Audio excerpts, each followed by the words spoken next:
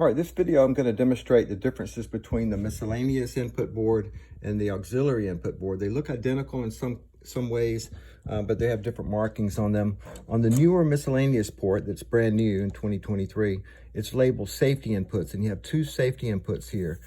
For motion, you have two motion inputs. You got 5 volts here, two connectors for that, and you've got ground and ground. On the auxiliary board, you've got, you can't read it, but you've got 5 volts on the last two positions, ground on positions 5 and 6, and then you've got inputs 1, 2, 3, 4. Input 1 is the open button, input 2 is the close button, input 3 is toggle. So when you press the toggle button, I'll do that right now, the door moves from wherever it is to the other side. So I'll press it again.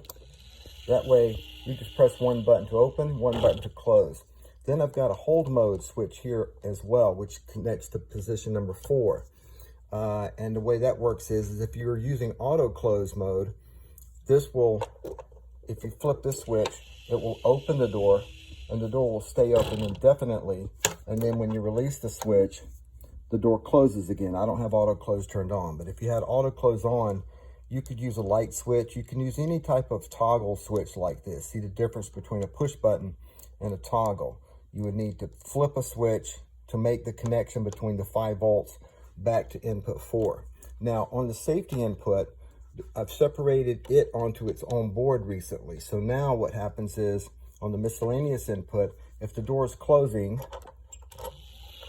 and I press the safety button, the door retracts. Now, when the door's in the fully open position, okay? Now, if the door is closed, let's go ahead and close it.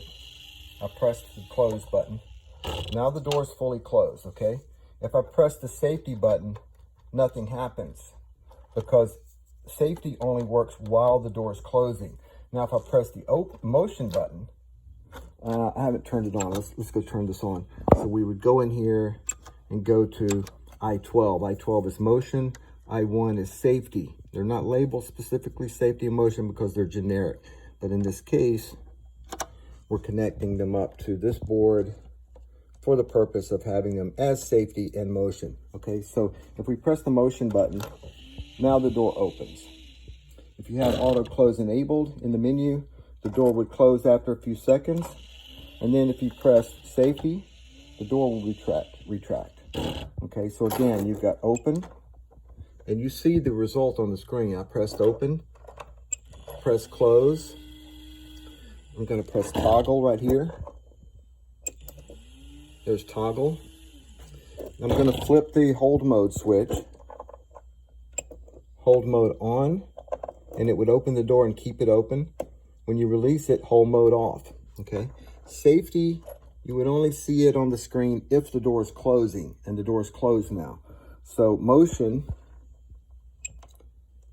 sensor. Now the door is already open, so you can't open the door with a motion sensor if it's already open. So I'll close it, and motion sensor opens it. If you had your auto close on, it would start to close. Safety sensor would open it back up. And then after a few seconds, it would try to close again based on the timer length you have set. And if there's still something blocking the safety sensor, it would open back up. So that's how it works. Auxiliary goes to the yellow, and it's labeled on the box. This box is brand new, it's not labeled. But yellow is auxiliary. The next port over, miscellaneous IO. MISCIO is what I call it for short, but miscellaneous IO, okay?